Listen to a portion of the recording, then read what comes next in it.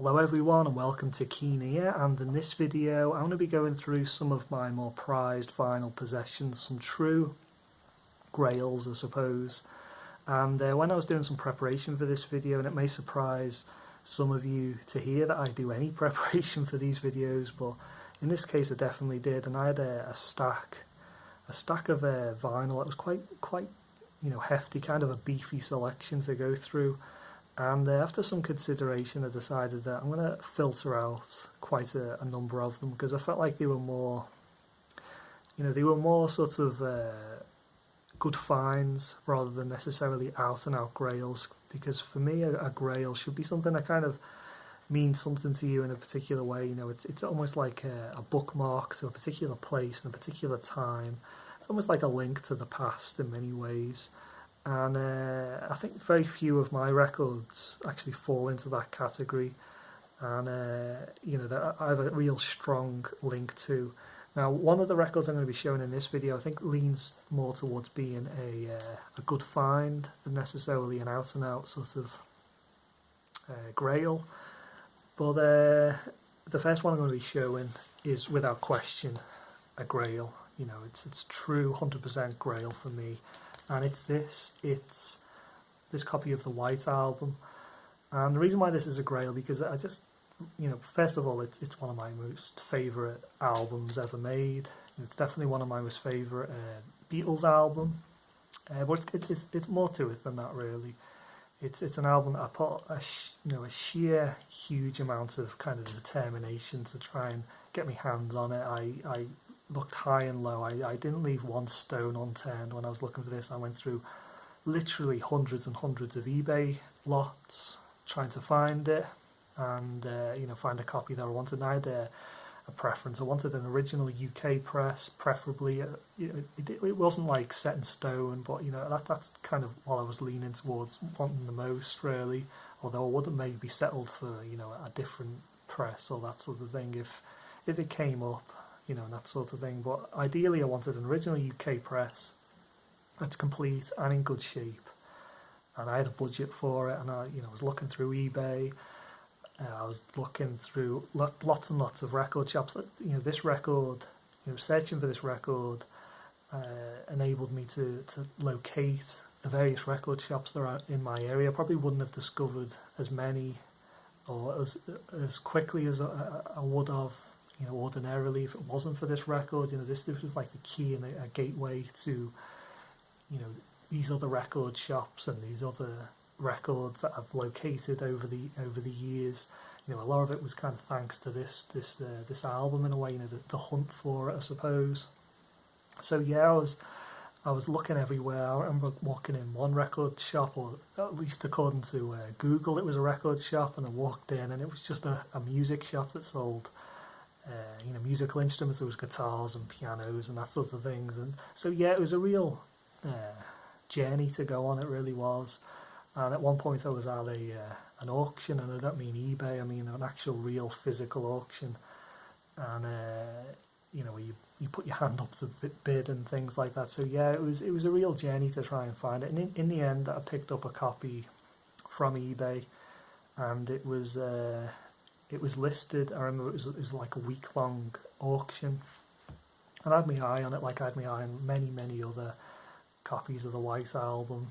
And towards the end, the price just went up, and the bids increased, and it went past beyond my budget. So I was like waving goodbye to it, like I'd waved countless other copies of the album away, and it was like another copy that's sort of fallen between the gaps of my fingers, sort of thing.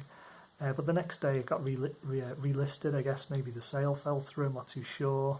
And it was a buy it now, it was within budget, and that's how I was able to pick her up. And the relief of getting my hands on this was great, because it was something I put a ton of effort into to do. And then it was fairly early on in my collecting days when I got this. It was between a year and between 6 months and a year, I think it was, before I started making videos. So it's going back a little while, and it was something I was truly determined to get. And it was a great relief to finally get my hands on it. And I guess I was a little bit naive back then. I think I'm a bit naive now as well, but more so the case then.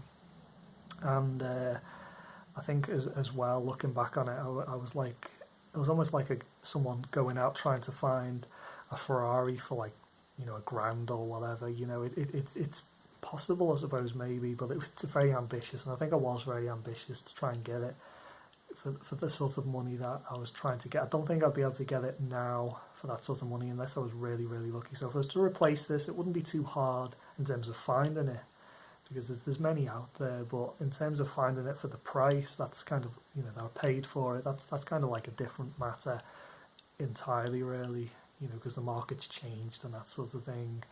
And I think it'd be very difficult, next to impossible, I think, to try and find this for the sort of money that I did. And it's not a particularly amazing copy or anything like that. It's not a mono, for instance, that's much more rare, and it was only produced for a very limited number of times. Effectively, only the first press, I believe, was it was only like one pressing. The original press back in 1968 was the mono. That was kind of it. They didn't really reissue it, so it's pretty rare, the monos. But this is a stereo, and the number, I don't know if you can make the number out, but there's nothing special about the number either. It's not a low number or anything like that. But what makes this special is the fact that it's complete, first and foremost, which is pretty rare, and it's in nice shape, which makes it even rarer again, because I don't know what the exact ratio is of this particular record, but I can assure you that for every nice copy that's complete, such as this, there's many, many, many more that are trashed and incomplete, or both. I think out of all the albums I've ever looked for and looked at and been searching for, in my history of looking for records, I've probably seen more ruined and bad shape White albums than any other album in existence.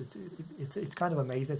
I almost get the feeling with this album, I particularly did when I was on the hunt for this, that people bought this album simply just to destroy it, because there's so many ruined copies out there. It is like if you were to get all the ruined copies out there in existence, it'd be like an ocean. But if you were to try and get the nice copies, it'd be like a little trickle, not even like a little gully or whatever, just be a trickle. So the number of ruined copies is totally sort of vast. So this is in a very small minority. And as you can see, the cover is actually white, unlike so many other copies where it's like grey or beige. And this isn't a mint copy or anything like that. It's not perfect, but it's a nice copy.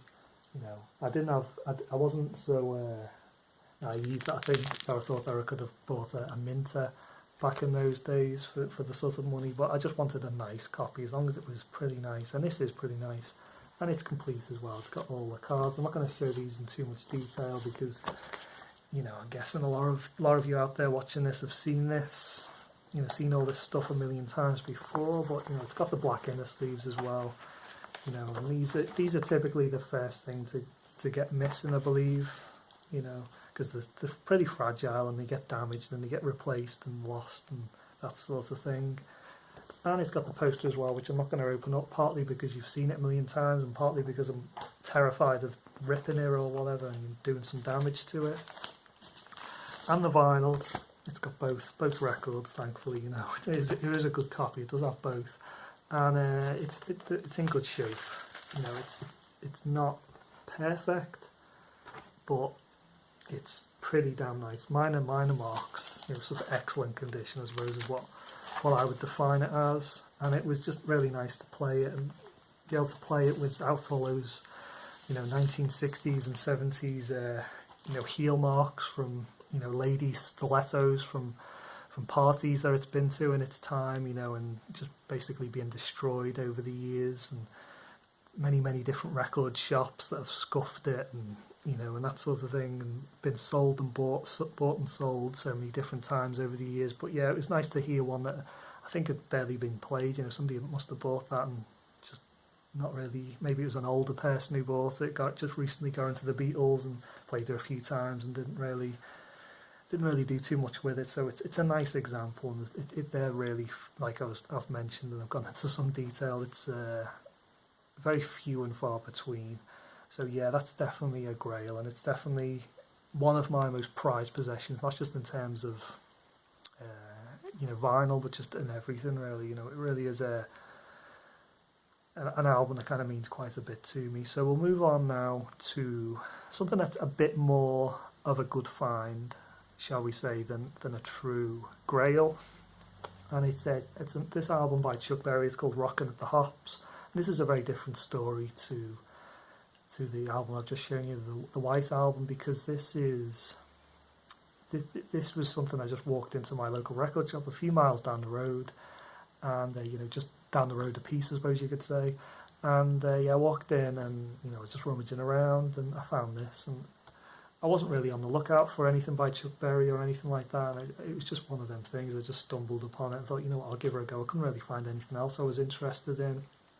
And I think the thing that swung it for me, why I picked her up, is it's got a couple of the original versions of songs that the Rolling Stones covered. It's got Bye Bye Johnny on it, which I'm pretty certain it was on a Rolling Stones EP. It's been a while since I listened to these Stones EPs.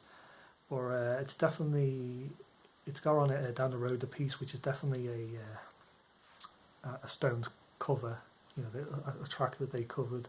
So I was just interested really for mainly for that reason, hear the original versions, and I picked it up. It was about £8. I think it's got on the inner sleeve £8. The guy at the record shop has written on it. And this is what the record looks like. And when I got it home, I did a bit of research and I cleaned her up and looked online, see what I could find out about it, because I really knew nothing about it really, or very, very little. And it turns out that this record is an American original press from 1960. So it's definitely got some real age to it, and I felt it was, the cover itself and no record, and it's pretty heavy. It's quite a thick card. It tends, kind of see that more of the earlier days, and the way it's manufactured, and that I could kind of tell it had a bit of age to it. It wasn't like an 80s or a 70s reissue, after giving it some consideration. And it's an original American 1960 press. And I believe at that time, after doing some research on it, there the records on this label, Chess label, with them being a pretty small record label, at that time, in the 50s and into the early part of the 60s, they didn't really have that great distribution. It wasn't like EMI or anything like that, where they had the records distributed all over the world. It was a different story for Chess. So they were basically just making the records in America, and they were distributing them around America, maybe Canada, or maybe some into Mexico possibly, I'm not too sure, but they wouldn't really travel that far, I think it was mostly they were just concentrating on the American market and that sort of thing. So if you were a Chuck Berry fan back around this sort of time when this album was new, there weren't many options for you, in the UK I'm talking about. There weren't many options for you, or any other kind of country really, in wherever it may be. So you didn't have that many options to kind of pick up. You couldn't just go to any record shop and find it, because chances are it wouldn't have it. Maybe if you went to a specialist record shop that dealt with imports, you might be lucky, but even then, it's no guarantee you'd pick her up. The only real sort of chance you had, that most people had really, was the Chess Records. They had a mail order service where you could order your records and they'd ship them over, and I'd imagine that was pretty expensive, and I'd imagine as well that would take a pretty long time as well. You might wait, who knows how long, as the records get shipped over and that sort of thing. So it was a service they had, and that was really your best bet to get hold of them, really. And one person in particular that would take part in that was Mick Jagger. Mick would, he would order his Chuck Berry records and other records as well he was interested in, with the service. And that's how actually Mick and Keith Richards met. Mick had a few Chuck Berry records, and Keith saw it, and that's how they started talking. That's how they became friends, and it was like a connection that both of them had. A similar interest, a common interest. So so stuff like this was like the start of the Rolling Stones, I suppose, to a certain extent. So it's got the whole Chuck Berry sort of connection to it, and it's got the Rolling Stones sort of connection to it. And there is a chance, of course, it's a very slight chance, but there is a chance that this record, one time or another, may have belonged, with it being original, of course, may have belonged to Mick Jagger. You never know; it is possible. And if you look, actually, on the inner sleeve, and I believe this is the original inner sleeve. It's not very, it's very faint. You probably won't be able to make it out on the camera, but if you squint and you sort of pay attention, you kind of read it. It says, "Hands off Keith. This is my record." And it says Mick. Now it doesn't actually say that, but it still could be, Mick's record. And I like to think that it is. It's Mick Jagger's copy of "Rockin' at the Hops" by Chuck Berry. That's what I've got in my head anyway. I suppose I'm kind of very delusional, but it's what I like to think, and it is a possibility. Who knows? It could well be. It could well be. That's what I'm going to list it. If I ever go broke or whatever and I need money, I'm going to say this is, make up some story about this being a Mick Jagger's record and put it on eBay for £1 million or whatever. But if there's anyone watching this video and they've got a copy of "Rockin' at the Hops" and it is an original copy and that sort of thing, particularly if you're in the UK, I'd love to hear from you, and because I'd be surprised if anyone has it, because it must be a very rare record out there in the UK. I imagine there's more out there, obviously, in America. You've got more chance of finding it in America. But in terms of the UK, if I was to replace that record, with an original copy, you can get reissues now, of course, on vinyl. But in terms of original copies, I'd kind of, perish the thought of trying to find one. In all honesty, it'd be next to impossible. I think it was like 1,000,000 to 1 shot that I found one. I think if to find another one would be like 1,000,000,000 to 1, in the UK at least. Out in the wild, just stumble upon it. So yeah, definitely a borderline Grail, but I think it leans a bit towards being just a good find in general, because it was only £8, and who knows what I'd have to. I don't think it's a particularly valuable record, though. I don't think it's worth a lot of money, even though Mick Jagger, as I've mentioned, did own it. So we'll move on now to a relic of the past, and a true sort of Grail. I think Grail's the word I should be. I'm actually looking for with this one. This is something that really means quite a bit to me, and it's Brian Eno's "Here Come the Warm Jets," and this is an original copy that I've got. It's one of my favourite albums of all time. It's an original copy, and in terms of an original copy of this, it's not super rare or super expensive or anything like that. You can pay a fair amount in nice shape and that sort of thing. I've seen them go for decent sums of money on eBay and that sort of thing, but it's not super rare and it's not super expensive or anything like that. But if you kind of look closely, particularly you got it's signed by Brian Eno effectively, and I got this down in. I got the record. I had the record for quite a while, and I heard from it just popped up one day on I think it was on Facebook or something like that Brian Eno's doing a talk down in London, and one of my things in life that I really wanted to do, an ambition in life, was to meet Brian Eno and to see the guy in person and that sort of thing. And I went down, I heard about this and got tickets for it, and went to the trouble of going all the way down to London, for 200 miles to see this show that he put on, and it's called Brian Eno on Money, Power, and the Call for Radical Change. And it's nothing musical or anything like that I saw him do, unfortunately. It was just more of a talk that he did. But either way, I thought, I'm going to go down and I'm gonna take this. I just took the cover down because I left the record at home, for weight reasons. I didn't want to lug around an LP for no reason, so I just took the cover down. So there I was, getting on a train down to London. Just by the chance of kind of seeing him. Obviously, I get to go to the show and things like that and hang around London and have a good time. It was really just a good time that I had, and it was it was the 4th of November 2019 was the day where I met Brian Eno, and I was hanging around in London, doing some touristy things and going to museums and that sort of thing, just having a good time. And it was this is special to me, partly because I got to meet Brian Eno, which kind of meant a lot to me.